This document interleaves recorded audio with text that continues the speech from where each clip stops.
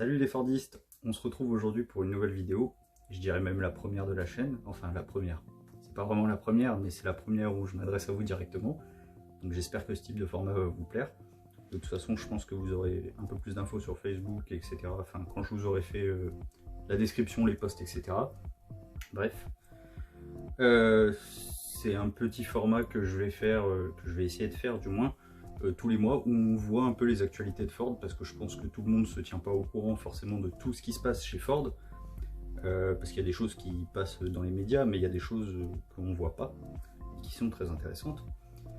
Voilà, donc aujourd'hui on va voir 4 points dans cette vidéo, qui se sont passés donc le mois d'octobre, 4 actus que je trouve assez intéressantes. Bon, il y en a une, je pense que voilà, vous êtes au courant de ce qui a été annoncé au mois d'octobre chez Ford, mais voilà, on en reparlera vers la fin de la vidéo, et donc j'espère que ça va vous plaire. N'hésitez pas à me faire un retour en commentaire ou sur le groupe Facebook, savoir si ça vous plaît, ou même débattre sur les sujets qu'on va aborder aujourd'hui.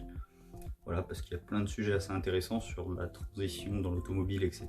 J'espère que vous m'entendez bien et que tout va bien pour la vidéo, vu que j'ai pas trop le matos adapté, enfin bref. Voilà, vous me direz en commentaire ce qui vous plaît, ce qui vous plaît pas, et les sujets, etc. Si le format vous plaît, si vous avez des idées, n'hésitez pas, dites tout, lâchez-vous. Voilà. Donc pour le premier sujet, on va parler du nouveau Ford Kuga. Mais qu'est-ce qu'il a de spécial ce nouveau Ford Kuga? En PHEV, une prise qui déconne? Non, on va pas parler de ça aujourd'hui, c'est déjà assez pénible. C'est pas de ça qu'on va parler, mais aujourd'hui on va parler plutôt d'un point positif par rapport à ce nouveau Kuga. C'est ses aides à la conduite avec chez Ford, le Copilot 360, qui a littéralement tout éclaté sur son passage. Pourquoi tout éclaté? Alors, l'Euro NCAP, je pense que tout le monde connaît l'Euro NCAP, mais je vais juste réexpliquer rapidement pour ceux qui ne connaissent pas. L'Euro NCAP, c'est l'organisme qui est chargé en Europe de tester la sécurité des véhicules, la sécurité des piétons. Vous voyez sûrement sur YouTube ou d'autres plateformes les crash tests. Et ben voilà, c'est l'Euro NCAP qui note avec des étoiles et qui fait des rapports assez complets. Vous pouvez les trouver d'ailleurs sur le site de l'Euro NCAP. La Focus est bien notée. Mais voilà, enfin bref, vous pouvez trouver tous ces rapports-là sur le site de l'Euro NCAP. Et ils viennent d'ouvrir une nouvelle section, si je puis dire, qui est dédiée aux aides à la conduite. Et oui, parce que ça se démocratise, on en a de plus en plus dans les véhicules, notamment avec tout ce qui est détecteur d'angle mort, aide au maintien dans la voie, régulateur adaptatif. Et on l'a vu avec Tesla qui est arrivé avec de grosses aides à la conduite, où la voiture peut presque rouler toute seule. Alors bon, même si réglementairement parlant, une voiture qui se conduit toute seule, bon, c'est pas encore au point, mais voilà. Et pourquoi donc ce Kuga a tout éclaté? Donc il y a eu 4 véhicules qui ont été testés, donc le Ford Kuga, une Volvo V60, si je dis pas de bêtises, une Tesla Model 3 et une Volkswagen Passat. Donc vous voyez qu'il y a quand même du lourd en face, des constructeurs qui sont déjà préparés sur le terrain, enfin qui le font déjà un petit peu, notamment Tesla. Et il s'avère qu'en fait, le système de Ford est largement au-dessus des systèmes de Volkswagen et Tesla, etc. Alors, ils ont le plus de points dans le classement général, mais sur certains items du test, bon, j'ai pas le détail du test, mais sur certains items du test, tels que l'engagement du conducteur, c'est un des items, il s'appelle comme ça. Je sais pas exactement de quoi ça relève et quels sont les tests qui sont faits dans cet item, mais je pense qu'on peut se renseigner sur le site de l'Euro NCAP, il faudra aller voir. Bon, j'ai pas tout cherché non plus, parce que voilà. Et je sais que dans cet item, par exemple, le Ford Kuga met le double de points à la Tesla Model 3. Voilà, il met 2 fois plus de points de plus sur cet item. Donc on voit qu'il y a quand même des choses où Ford ont travaillé. Bon, alors Ford, ils sont nouveaux sur ce domaine-là. Ça fait pas des années qu'ils font de la conduite comme ça, autonome, etc. Et quand on compare les prix des véhicules qui sont testés et voilà, les années d'utilisation, d'expérience dans le domaine, on voit que Ford, il tape très fort, notamment avec l'arrivée de tous les nouveaux véhicules hybrides. On en parlait au début de la prise sur le Kuga. Bon voilà, il y a des petites choses à régler encore.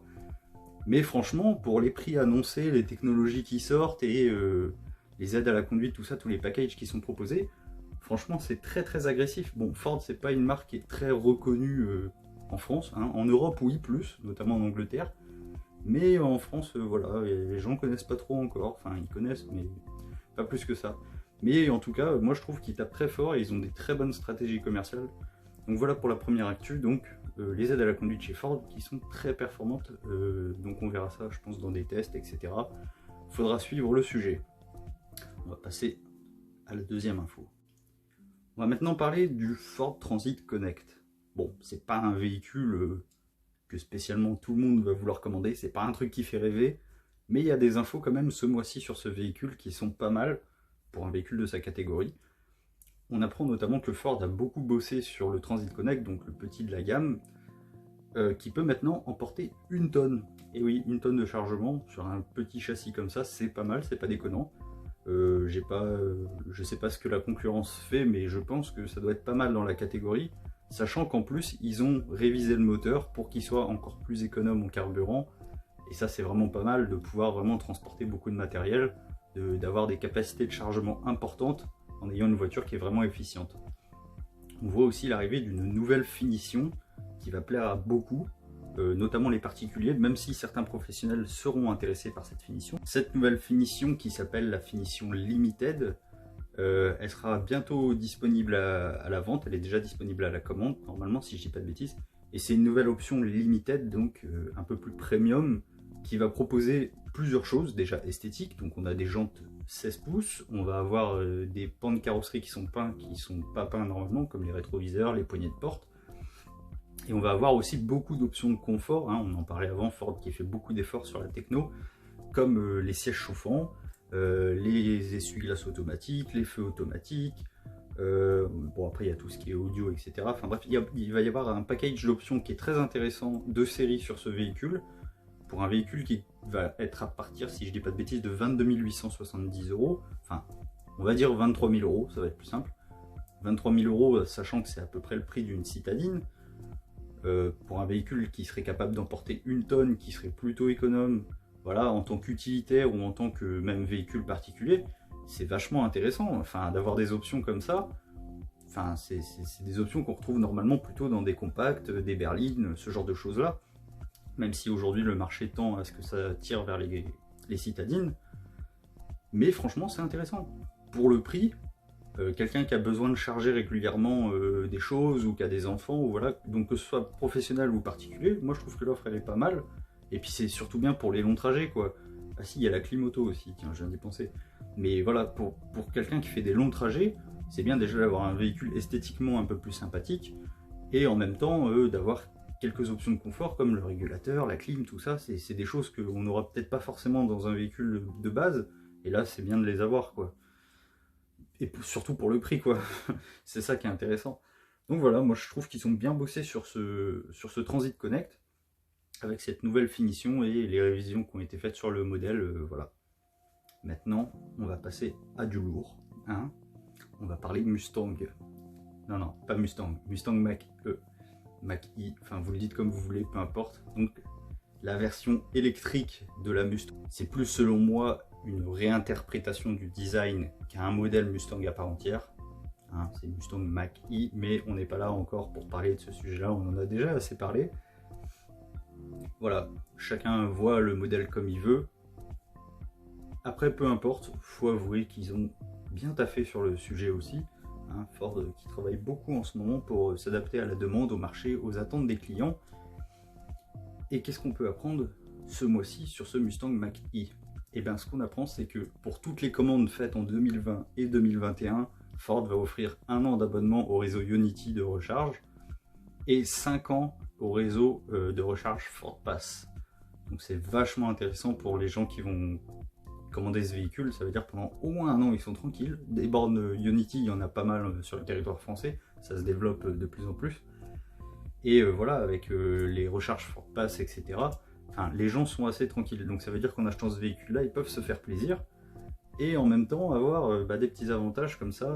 Ford, ils sont très malins sur leur communication, parce que automatiquement, forcément, les gens qui connaissent pas Ford, on en revient à ce sujet-là, comme c'est pas très démocratisé en France, les gens vont pas instinctivement se diriger vers de la Ford, ceux qui connaissent pas en tout cas. Et voilà, ils vont tout de suite voir Tesla ou maintenant les Audi e-tron, où Audi fait beaucoup de communication dessus, ou ce genre de véhicules, quoi, les véhicules électriques qui sont très représentés sur le marché européen et français. Donc voilà, moi je trouve que c'est intéressant que Ford, ils envoient le pâté quand même, hein. On voit qu'ils veulent s'imposer sur le marché, Et voilà, on en parlait d'ailleurs juste avant du Transit Connect, j'ai oublié de dire, mais il faut savoir que Ford est leader en Europe sur les utilitaires. Voilà. Donc si Ford peut s'imposer avec ses hybrides, sa nouvelle électrique, les aides à la conduite, ce genre de choses-là, ces nouvelles techno, si Ford peut s'imposer sur le marché, c'est intéressant pour eux. Et puis c'est bien pour la clientèle parce que ça propose de la concurrence, donc forcément ça va faire baisser les tarifs de toutes ces options, de toutes ces propositions. Ça va faire baisser les tarifs forcément, puisque plus il y a d'offres, déjà plus il va y avoir de demandes, puisque forcément c'est logique, on va vers l'avenir, donc il va y avoir de plus en plus de demandes. Mais plus il y a d'offres, moins les prix sont élevés. C'est normal. C'est le marché qui veut ça. Voilà. Donc, 3 infos, voilà, somme toute, rien de folichon, hein, juste de la révision moteur, de la techno, machin. Mais on voit que Ford travaille énormément sur ses modèles actuels et les modèles qui arrivent. Hein. Et là, on va aborder... C'est quelque chose d'un peu illogique, je trouve. Mais bon. Ok. C'est quelque chose d'un peu illogique, je trouve, mais l'annonce qu'a fait Ford il n'y a pas longtemps. Et on va ce coup-ci vraiment parler de Mustang, hein. Je pense que vous l'avez tous vu, la Mustang Mach 1 ou Mach 1, ou vous le dites comme vous voulez, encore une fois, à vous de voir.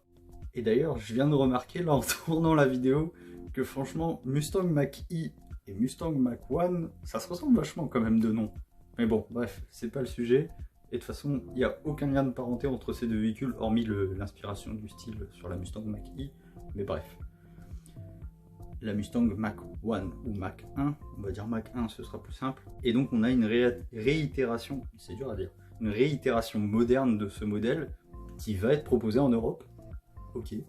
Alors on sait tous que les nouvelles taxes de la norme WLTP arrivent.